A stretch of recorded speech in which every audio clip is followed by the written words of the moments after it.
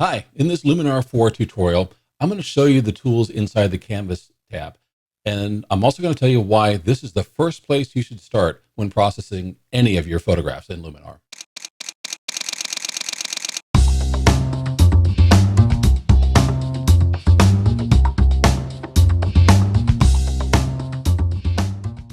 Hi, my name is William Beem. I am a portrait photographer in Central Florida. I'm also the co-host of the photography podcast called I Like Your Picture. Let's go ahead and get started. I'm going to show you where to go in Luminar to get to the canvas and the 4 tools inside and why those are the most important tools to begin with before you do any other post-processing. Okay, let's start here. This is a photograph I've taken of the subway in the Washington, D.C. area. And it's a little off center, but that's not really what I'm looking at to begin with. What I want to start with, I'm going to go over to the Edit tab. And this little thing right over here where it says Canvas, it looks kind of like a pencil and a ruler. We want to start there because the first thing you want to do when you're starting to post-process your photographs is you want to do some cleanup work first. You're preparing the image before you do any correction or creative stuff with lighting or any of the other tools that are in Luminar. So let's start here.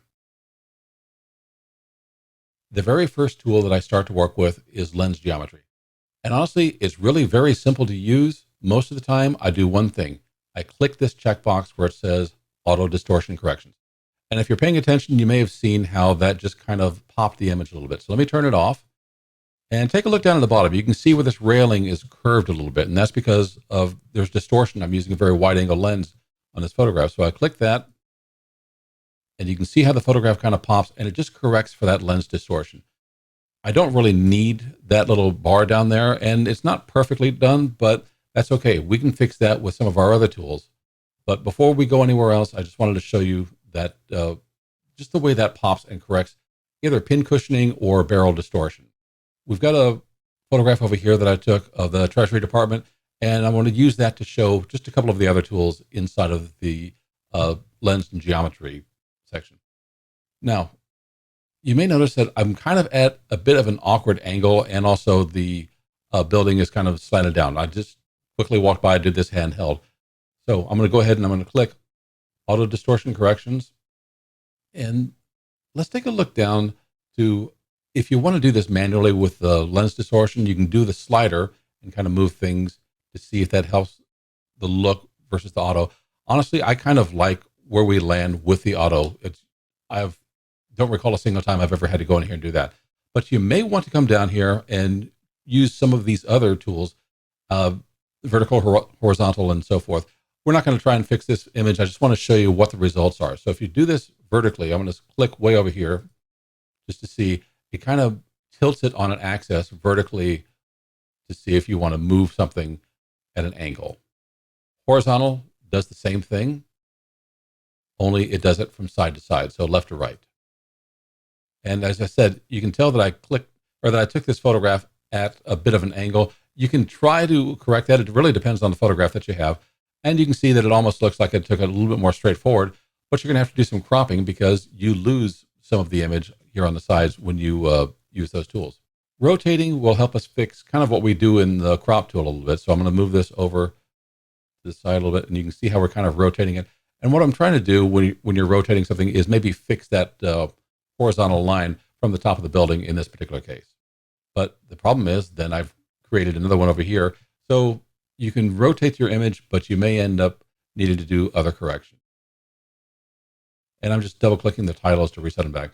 Aspect is going to change your aspect ratio. In other words, it's going to either stretch or shrink to try and fit it in. Let's say if you're looking for a 16:9 aspect ratio, you can get it this way, but I think the problem is that you also end up distorting the image. So I would use this one sparingly, but it is a tool that may help you out if you've got some kind of correction issues that you need to overcome.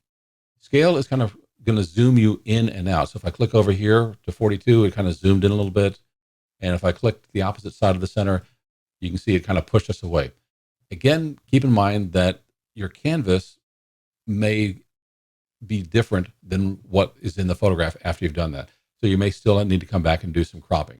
And the X and Y offset are just kind of shifting things either left or right for the X offset and up and down for the Y offset. All right, so that's a quick look at the lens and geometry section.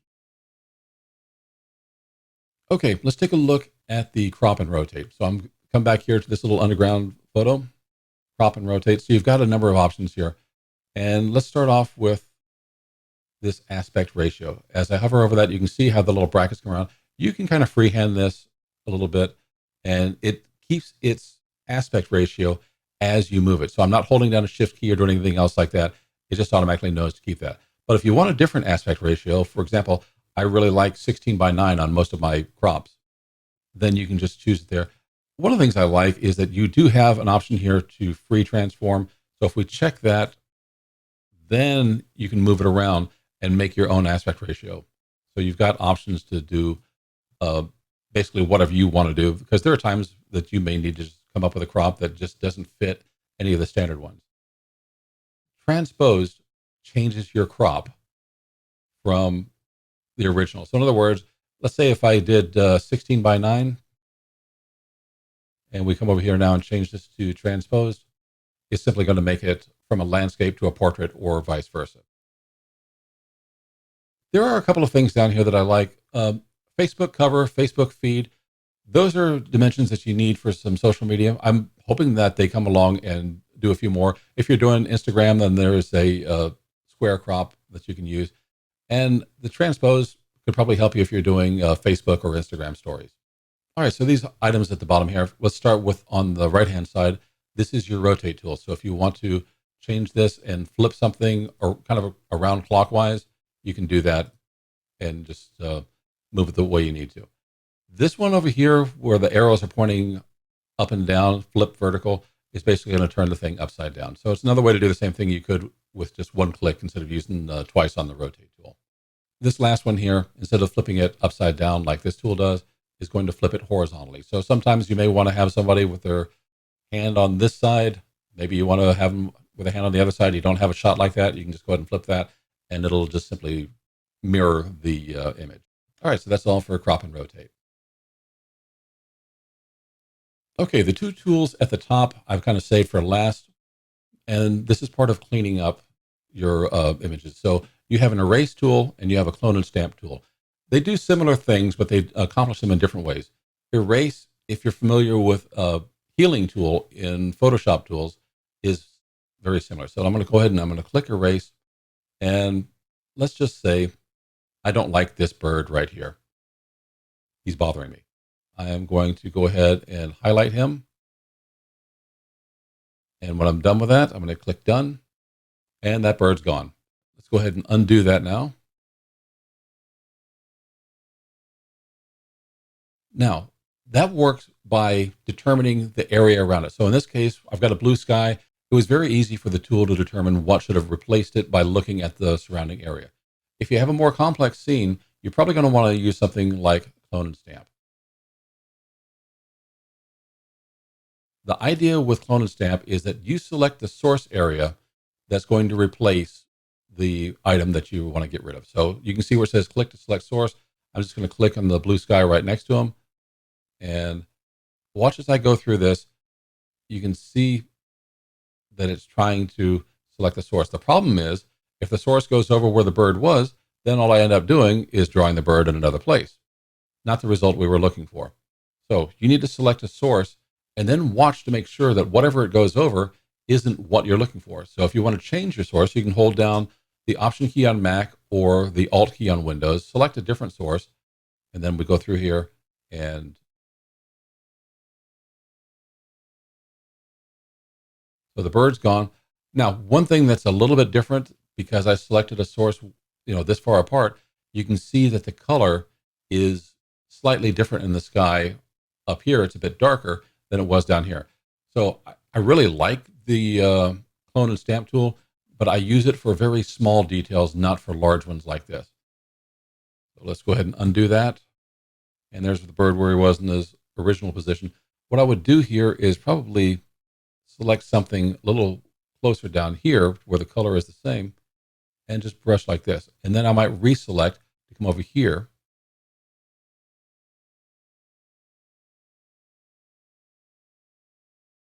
And he's gone. So it's one of the things that takes a little bit more thought when you're using it, but I think you can get some very good results. It's particularly really great when you're working with portraits and you've got some skin imperfections or blemishes that you want to get rid of. Okay, that's a quick look at the canvas tools inside of Luminar 4.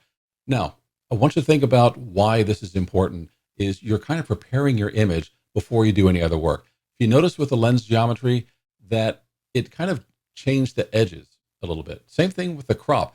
And the reason you want to do those things first is there's no point in working on an area that you end up removing from your photograph. So if you've got some lens dust or spots that you want to get with the clone and stamp tool, I would do the lens geometry and your cropping first. That way you define the area of your composition, and then you eliminate work that you may have done beforehand and then just crop it out, and that turns out to be wasted time.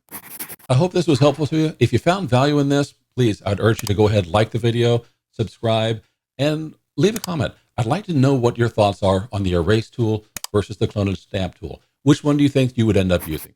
Leave a comment and I'll respond to you.